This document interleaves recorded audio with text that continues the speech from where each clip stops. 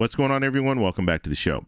So we have a poll that just dropped yesterday. I want to take a look at it. This is the Texas Senate race. This is after President Trump endorsed Paxton. So we'll take a look at that poll, and this poll is focused on the Republicans, so Paxton and Cornyn. Then I also want to show you this clip. This is Harry Enten talking about Talarico and Talarico's chances of winning that Senate seat in Texas. So that's what we're going to focus on in this video. But first off, you guys can do me a favor. Please like the video. If you're watching this video and you want to see more content like this, please consider subscribing to the channel. So first off, we'll take a look at the clip. Does Talarico have what it takes to win in Texas? Let's take a look. Here we go. It's simply put, they're looking at the numbers. They are looking at the numbers, and the idea that Democrats can't win in Texas, I want to put that to rest. They could very well do it. James Talarico could very well win in Texas. And I want to use a comparison point with 2018 because there was all this talk about Beto O'Rourke, right? Oh, could he beat Ted Cruz? He could beat Ted Cruz. The numbers at this point in that campaign, simply put, did not support that conclusion. But the numbers at this point absolutely support the conclusion that James Talarico can win. So take a look. Texas Senate polls in May of the election year. When you matched up O'Rourke, Beto O'Rourke versus Ted Cruz was up by 7 points. He was clearly ahead.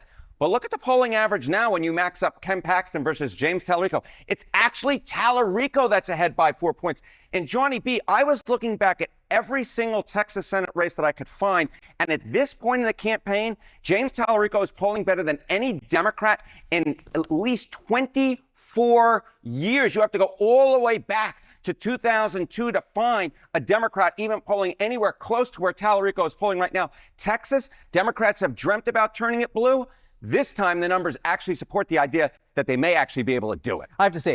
And one thing, too, that I want to focus on here, back in 2018, and remember, President Trump was president, and this was that midterm election, we saw a shift there. Democrats won about 41 seats. Now, Cruz was able to win his Senate seat back, but it was a close race. Beto O'Rourke, he performed really well. So if you had Cruz at +7 back then, but now you're looking at Talarico +4 in a very similar situation. We have a midterm election. We have the same president, and the economy, most people would say the economy is worse now than it was even back in 2018. And so we're seeing polling reflect that with Talarico at +4. So Talarico does have a good shot at winning in Texas. We could be seeing voters change their opinion of having a Democrat as a senator in Texas. This is a difference that I have not seen before and I was not aware of, and a lot of people are making the comparison to 2018. One of the reasons is that Ken Paxton, if he's the nominee, not a super popular nominee, and people are like, oh, well, Ted Cruz as an incumbent senator, he wasn't that popular either. So what's the difference between Cruz and Ken Paxton? Yeah, the idea that Ted Cruz was not that popular, that's a falsehood. That is simply put a falsehood. You go back.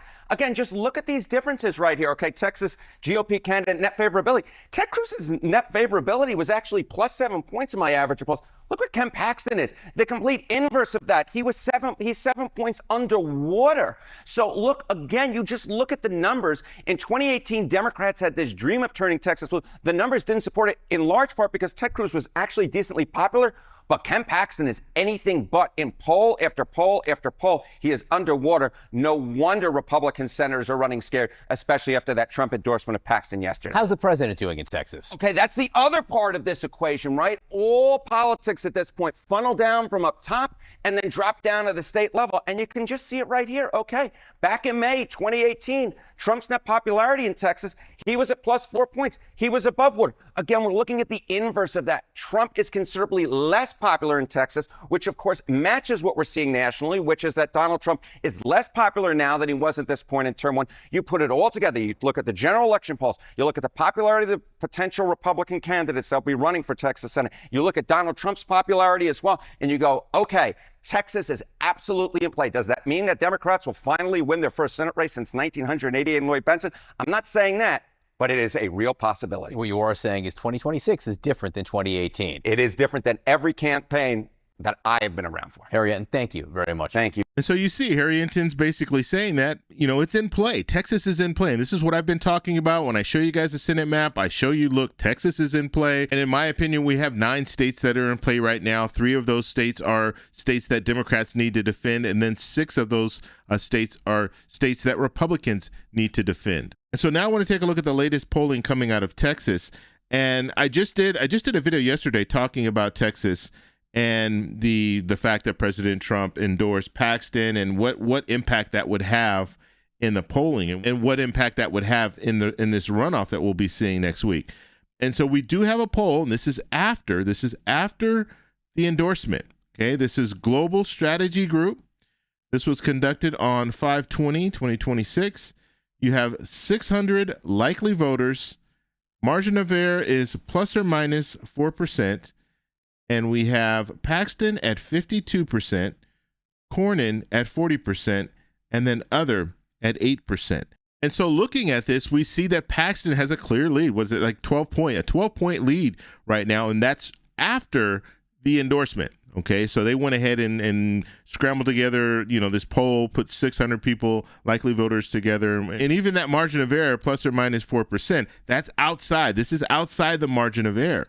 And so this is this is good for Paxton, and we kind of anticipated this. Trump has been able to rally the troops to vote for the candidates that he wants. And so that recent endorsement, I think will have a major impact on this race. And so right now, Democrats have to be happy with what's going on. They have to be happy that looks like Paxton is going to be the one who wins in this runoff, and it'll be Paxton against Talarico. That gives Talarico his best opportunity to win in Texas. Now, I'm not saying that Texas is going to go blue, but I am saying that Democrats have a really good opportunity now. If we look at the map, let me show you this real quick. And I've talked about this previously, but I want to talk about this now because this is really important.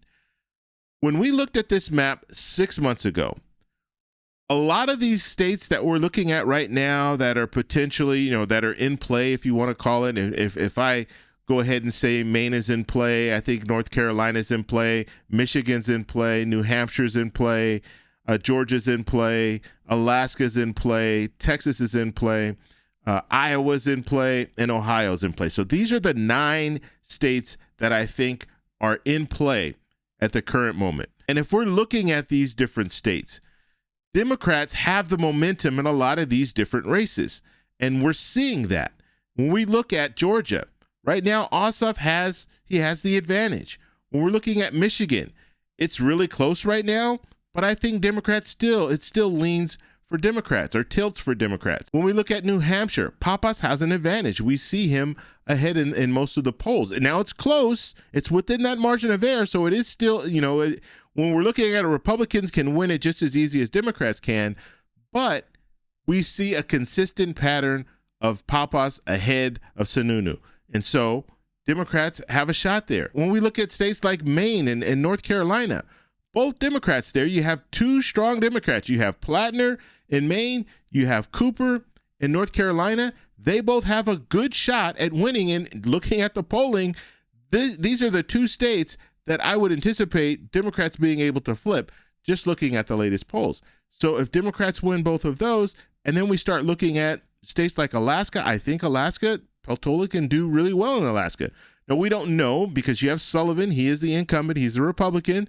So he does have that incumbent advantage, but when we're looking at the polling, it's not showing us that. When we're looking at people in Alaska, voters in Alaska, they're not showing us that Sullivan is their preferred choice. Right now, they're showing us that Peltola is the preferred choice. Peltola is leading in all the latest polls. So Democrats have a shot there. And now we're looking at Texas, and the best case scenario, and Republicans know this, and Republican senators came out and they talked about this. Republican senators, they were behind Cornyn because they think Cornyn has the best shot at winning. But guess what? President Trump goes against that. He says, you know what? I'm going to endorse Paxton. They know Paxton has baggage. They know Paxton, it's going to be easier for Talarico to beat Paxton than it would be for Talarico to beat Cornyn. And so now Democrats, they get a gift here in Texas. And that doesn't guarantee that Talarico will win, but it does give Talarico his best chance at winning. And so if we saw a situation where Democrats did win in Texas, now we're looking at Democrats taking back control of the Senate. And it's very, very possible because these states, some of the states that I talked about here, these are states, most of these states are leaning for Democrats already. Some of them are just, complete toss-ups, but Democrats do have an opportunity to win. And the key takeaway here, 6 months ago, Democrats didn't have an opportunity to win. It was a Hail Mary at that point. And so we've seen a shift. We've seen the change. We're looking at voters changing the way that they're voting. We're seeing Democrats outperforming in these special elections, and we're seeing Republicans potentially making mistakes in who they have running in these different races. And so we'll have to see how it plays out. We'll have to see if Paxton wins the runoff. If Paxton does win the runoff, will he be able to beat Talarico in the general? And so now I want to pass it off to you. Do you think Republicans are making some huge errors here? Do you think President Trump should have came out and endorsed Paxton over Cornyn? Let me know in the comments below. If you like this video, please give me a thumbs up. Please subscribe for more. And remember, stay informed, stay engaged, and I'll talk to you in the next one. Bye. So that's all we have for this video. Make sure if you guys want to send me an email, you can do that, david@thetecshow.com. Like the video, subscribe for more, and check out these videos over here for some more great content. Talk to you later. Bye.